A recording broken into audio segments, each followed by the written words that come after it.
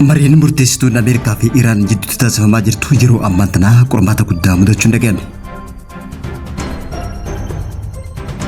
Ameerikaan odoo marii araaraan jalqabamtee waliigalteerra hin gahin ulaa daldala Strait of Hormuz keessa dabruuf yaalii goote humnoota eegumsa warraaqsa Islaamaa Iraaniin fashalaa'uun dhaga'ame. Bal'inaa oduutiin dhiyeessina.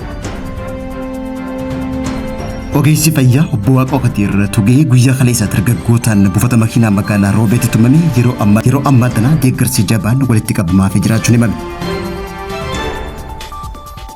Hoogganaan waraana Ugaandaadhaa ibsa kanneen uummata Turkiitiif akeekkachiisaa dabarsuun dhaga'ame. Hoogganaan waraana Ugaandaa kun kanaan dura akkuma Iraanitti dhaate yeroo ammaa tana waraana 100 akka gara Israa'elitti erguu beeksise.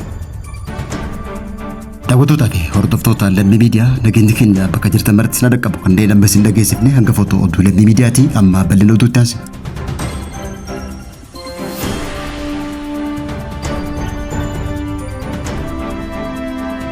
Ameerikaan gaafilee baay'ee fi ulfaatoo ta'an Iraan irraa fudhachuu dhiyeessitee turteen marii kan akka dhaabbatu taasistee jiraachuun dhaga'ame. Guyyaa irraa jilli hooggantoota biyyoota lameenii bakka bu'an marii tanaaf eega Paakistaan magaalaa Islaamabaad bugaan booda kophaatti ministeera muummee biyya Paakistaan Shehbaaz Shariif waliin marii taasisuun dhaga'ame. Hooggantoonni Iraan hanga yaada jila Ameerikaa kana baranitti jila kanatti akka hin dabalamne fuulatti akka waliin garee gad bataniin booda ministeerri muummee biyya Paakistaan Shehbaaz Shariif kophaatti jila kan waliin mariisuun dhaga'ame.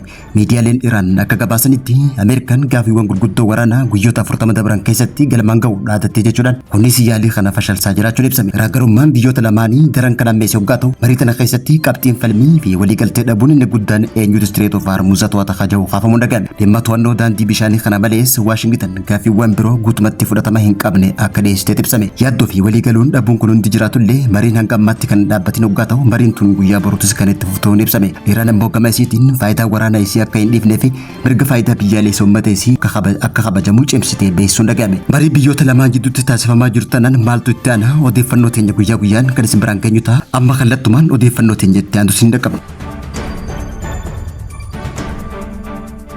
Ameerikaan odoo marii araaraa Paakistaanitti jalqabdee haalli isiin beekameen yeroo ammaa tana hulaa Strait of Hormuz fayyadamuuf sochii taasisuun dhaga'ame. Marii araaraan biyya Paakistaan Islaamabaaditti Ameerikaa fi Iraan jidduutti taasifamaa jirtu odoo bu'aa marii hin ifoomin Ameerikaan Strait of Hormuz keessa dabruuf yaalii taasisuun dhaga'ame. Marii araaraan laalchisee Iraan ejjennoo isii ibsiteen waliigaltee taasifameen daandiin Strait of Hormuz banamullee galiin isaa doolaara Ameerikaatiin odoo hin taane maallaqa biyya Iraaniin akka kafalamu ibsuun dhaga'ame. Kunis Ameerikaan Strait of Hormuz to'achuuf yaada dhiyeessitee qoffisuun dhaga'ame. Ameerikaan Strait of Hormuz waliin to'achuu barbaade. Iraan garuu yaada kana guutumatti diddee jiraachuun ibsame. Hanga ammaatti marii marsaa lama kan gaggeeffame hoggaa ta'u marsaan sadaffaan ammoo galgala kanaas ta'e guyyaa boruu kana eegalamu ta'uun ibsame. Galgala kana ammoo Bloomberg fi qondaaltonni nageenya biyya keessaa akka himanitti dooniiwwan waraana Ameerikaa gurguddoon lama Strait of Hormuz keessa dabruuf yaalii taasisaniin to'atamuu isaanii ibsameeti jira. Imalli dooniiwwan waraanaa kunneen akka isaan dhaadatanitti odoo hin taane to'annoo Iraaniin kan duuba deebi'an hoggaa ta'u dooniiwwan waraana Ameerikaa kunneen akeekkachiisa cimaa fi doorsa eegdota warraaqsa Islaamaa Iraanii irraa erga argateen booda duubatti deebi'uuf dirqamuun gabaafame.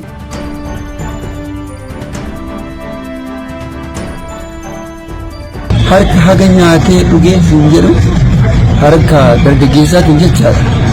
Kana jalqaba mirga erga siyaamatu. Ogeessi fayyaa obbo Waaqoo Katiir tugee guyyaa kaleessaa dargaggootaan buufata makiinaa magaalaa Roobeetti akka malee tumame guyyaa irraa immoo deeggarsa birrii miiliyoonota akka qabxii 5 ol argachuun dhaga'ame. Yeroo tokko balaa fakkeessee rabbiin lama milkeessaa akkuma ja'an manguddoon ogeessa fayyaa ta'uudhaan waggaa 40 tajaajilee guyyaa kaleessaa godina Baalee magaalaa Roobee buufata makiinaa keessatti dargaggoota duuriyyee ta'aniin gar malee tumame eega miidiyaa hawaasaa irratti ajandaa ta'een booda namoonni ogeessa fayyaa Waaqoo Katiir buufata konkolaataa magaalaa Roobee keessatti tuman hundinuu to'atamuun ibsame. Qoomsi rakkoo kanaa dargaggoon tokko bilbila harkaan jalaa fudhate jechuudhaan hiriyoota isaa ergatti yaameen kan tuman hoggaa ta'u poolisii magaalaa Roobee hordoffii taasiseen to'atamanii jiraachuu komaandar Gammadaa Tolichaa guyyaa irraa beesse. Bulchiinsi magaalaa Roobeetti shakkamtoonni nama dhuunfaa irratti yakka tuminsaa geessan to'atamuu qajeelchi poolisii magaalaa Roobee beeksise. Shakkamtoonni maqaan isaanii Akaalee Asaffaa, Abdiisaa Kadir, Boonsaa Awwal, Muhammad Faanoo, Ibraahim Hussein ja'aman guyyaa kaleessaa eebila 2 bara 2018 miidhamaa dhuunfaa maqaan isaa Waaqoo Kadir ja'amu buufata konkolaataa magaalaa Roobeetti gareen tumaniin booda ajandaa miidiyaa hawaasaa ta'uun poolisii magaalaa Roobee to'annoo seeraa jala oolchuu hordofe. Yeroo ammaan tana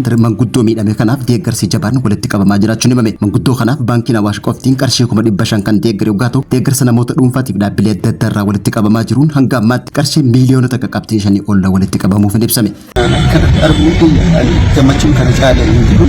Ani gabaabatti kana jedha. Qaamni kiyya mootuu akka isaan na godhaniif ejji kiyyan banni harki kiyyan hin jennu.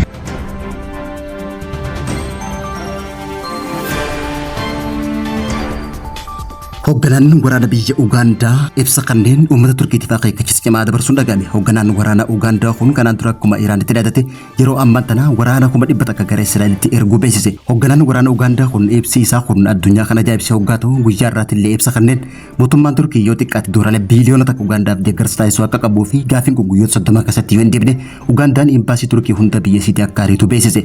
Hoogganaan raayyaa ittisa biyya Ugaandaa Mo'aasii Kaangurbaan amma Turkii doorsisuu itti fufeen Turkiin madda rakkoo sirriiti jechuudhaan kan ibse hoggaa ta'u Turkiin dogoggora isii sirreessuuf carraa guyyoota 30 qabdi yeroo sanitti sirreessuu baatte Ugaandaan hariiroo dippiloomaasii Turkii waliin qabdu hunda akka addaan kuttu durseeti jira. Turkiidha kaja'u hoogganaan waraana biyya Ugaandaa kun dogoggora isaanii akka sirreessan eegaa jirra jechuudhaan guyyoota 30 dhufan keessatti rakkoo keenya yoo hin furre hariiroo dippiloomaasii Turkii waliin qabnu hunda addaan kunnaa jechuudhaan dhaadate.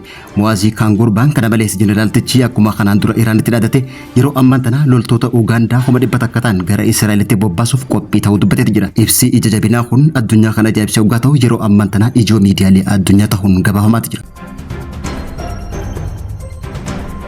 Daawwattootaa fi hordoftoota Lammii Miidiyaa irraa oduun yeroo kanaaf qabnu kan gammachiisan biraan gaa turre turtii gaarii.